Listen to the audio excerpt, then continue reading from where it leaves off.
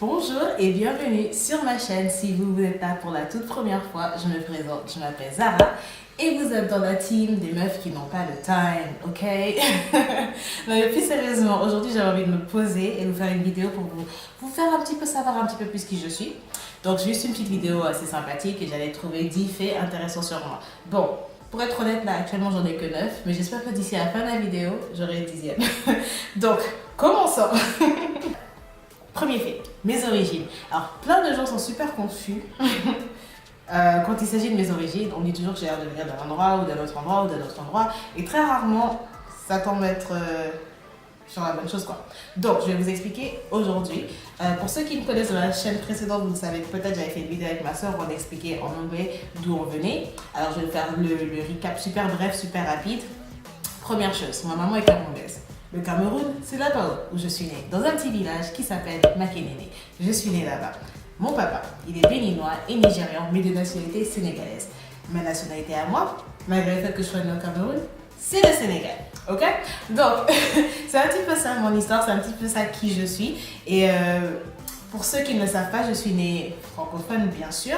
Et la raison pour laquelle je parle anglais principalement, et c'est la langue que j'utilise tous les jours, c'est surtout parce que en 2001, j'étais toute petite personne. On est parti au Swaziland, on a déménagé par vivre là-bas à cause du boulot de mon papa, ou grâce au boulot de mon papa. Et du coup, c'était un pays anglophone et les écoles étaient anglaises. Et donc en 3 mois, parce qu'on arrive en septembre, l'année scolaire commençait en janvier. Il a fallu qu'on apprenne l'anglais, super rapide, super speed pour pouvoir commencer l'école en janvier, chose qu'on a fait. Et donc voilà pourquoi depuis lors je suis anglophone et c'est depuis lors que j'ai changé toute ma vie et que je suis partie du système français au système anglais puis au système américain et me voici aujourd'hui. Deuxième fait assez intéressant sur moi, ceux qui ne le savent pas, je suis maman de jumeaux et j'ai toujours su que je le serais. Alors les gens trouvent ça super bizarre, mais les gens qui m'ont entendu parler depuis que je suis toute petite, des gens avec qui je suis allée à l'école, surtout à l'université, etc., j'aurais toujours dit j'aurai des jumeaux un jour, etc. Et je pense qu'à l'époque les gens pensaient que j'étais un petit peu fofolle, mais c'est arrivé et j'ai mis au monde 2 petits bouts de chou qui sont super trop magnifiques et super trop mignons. Hein? Je sais que toutes les mamans pensent à leurs enfants, donc c'est pas grave. Mais voilà quoi. Ce sont des faux jumeaux. Et d'ailleurs, pour la petite histoire, mon père aussi est un faux jumeau. Et du côté de leur papa aussi, il y a une fausse jumelle. Et voilà, donc du coup, c'était pratiquement obligatoire qu'on ait des faux jumeaux. Alors, le troisième fait intéressant sur moi, je pense que c'est assez. Ceux qui me connaissent un petit peu l'ont déjà deviné, je suis très for us bias. C'est-à-dire que je suis à fond dans tout ce qui est black, tout ce qui est créé par les noirs pour les noirs, tout ce qui est africain, tout ce qui est voilà. Genre je support black businesses 100% quoi. C'est juste voilà et je pense que j'ai pas besoin d'expliquer le pourquoi. Je pense que si vous regardez, vous savez probablement déjà pourquoi. Ouais, parce que vous êtes probablement quelqu'un qui me ressemble et donc du coup vous partagez probablement la même passion. Pour illustrer à quel point je suis for us bias, mon rouge à lèvres, c'est de Liv Cosmetics, qui est d'une marque, c'est une femme sénégalaise qui a créé la marque. Cette veste que je porte aussi, c'est par 2 sénégalaises, je pense. Oui, elles sont toutes les 2 sénégalaises. Mon jus que je bois, c'est depuis ça. C'est sénégalais. Je suis très force bias, je suis très fière de l'être et je pense qu'il est très important de soutenir les business noirs, business de femmes africaines, business de femmes noires, business d'hommes noirs, bref, partout dans le monde parce que je sais c'est la galère que c'est pour nous de percer au même niveau que les autres, donc voilà. Quatrième fait, celui-là est très évident, très évident, mais ma vraie passion dans la life, mais dans la life de toutes les lives, c'est-à-dire que si je devais avoir 15 000 lives, je suis sûre que la passion serait la même, c'est la danse. Et mon plus grand rêve toute petite c'était de danser pour Michael Jackson un jour.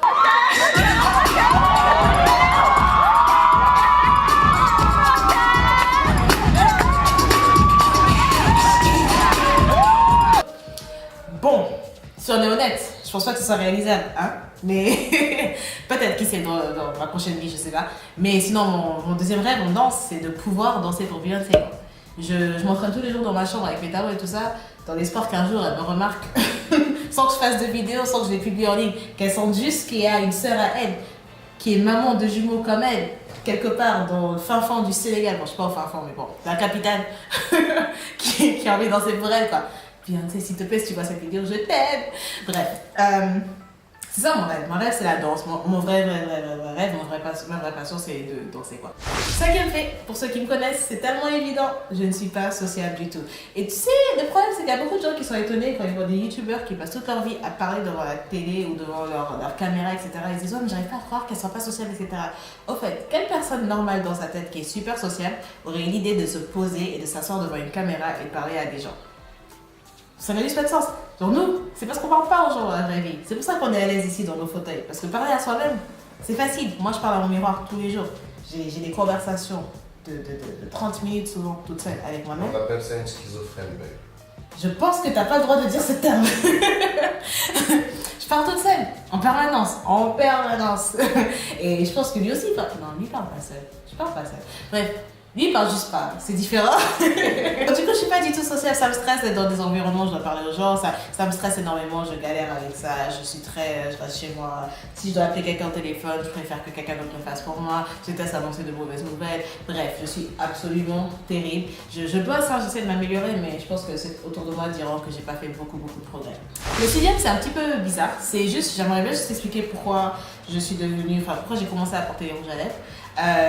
En grandissant toute ma vie, j'ai jamais eu de soucis ou j'ai jamais eu à me remettre en question en termes de mon physique, etc. À part quand je suis allée vivre à Madagascar, où on était peut-être la seule famille noire dans toute l'école. Et donc du coup, on a vite ressenti qu'on était différents, quoi. Éventuellement, j'allais à l'université et j'avais toujours cette idée. Quand je suis à l'université, c'était un moment où on parlait tout le temps, on faisait tout le temps du mal des filles noires, quoi. Genre aujourd'hui, c'est en train de s'améliorer un petit peu, c'est toujours pas. On est vraiment loin de ce qu'on devrait être, mais bon, bref. Quand j'étais à l'université, on passait tout le temps à dire ouais, non, les filles noires c'est ça, les filles noires c'est ça, les filles noires ne devraient pas faire ci, les filles noires doivent pas porter de rouge à lèvres.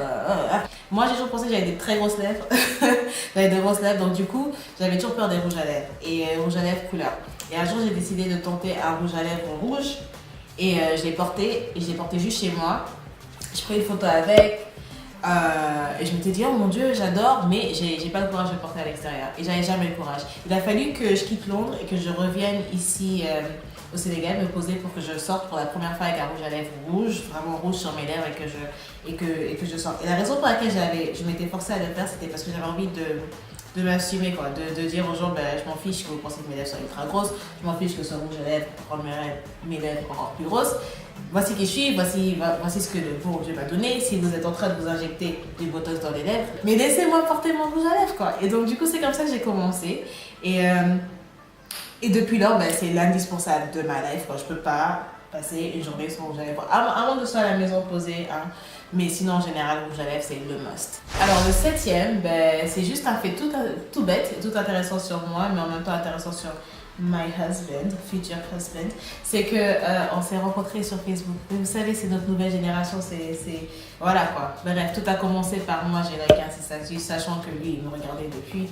Je savais pas, mais lui, il m'avait repéré depuis. Après, il m'avait oublié, parce qu'il avait disparu des réseaux sociaux.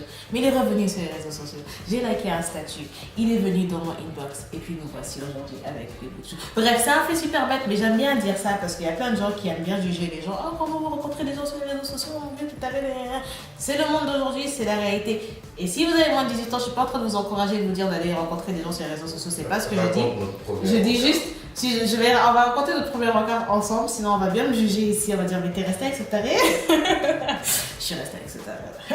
donc du coup, ouais, si vous avez moins de 18 ans, n'allez pas rencontrer n'importe qui sur les réseaux sociaux, c'est pas du tout ce que je suis en train de dire. Je suis juste en train de dire que ça c'est un fait sur ma life et ça aboutit à quelque chose de spécial et de beau, quoi. Je suis très fière.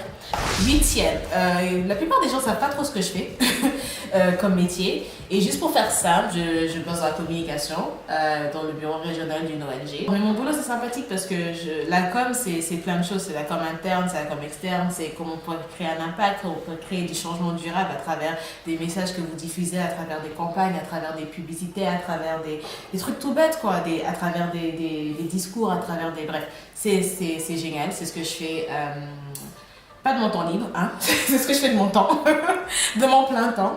Et de mon temps libre, j'aime bien, je suis un petit peu traductrice et j'ai envie de dire interprète, mais voilà quoi, je fais plein d'autres petites choses dans mon temps libre, genre comme YouTube. Mais mon vrai job à plein temps, c'est la com. Le neuvième fait intéressant sur moi, c'est que en grandissant, ma famille, nous avons beaucoup voyagé, beaucoup vécu. Donc je pense que j'ai envie de dire dans 7 pays différents.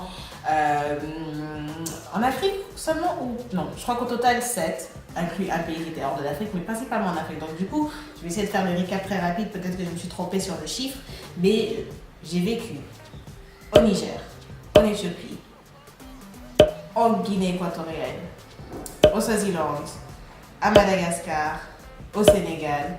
Voilà, et le 7e pays, c'était en Angleterre. Donc voilà. Après, on en a visité d'autres, hein, mais vraiment vécu dans des pays, c'est-à-dire j'ai fait plus d'un an quelque part, c'était les 7. Bon, on est arrivé au 10e.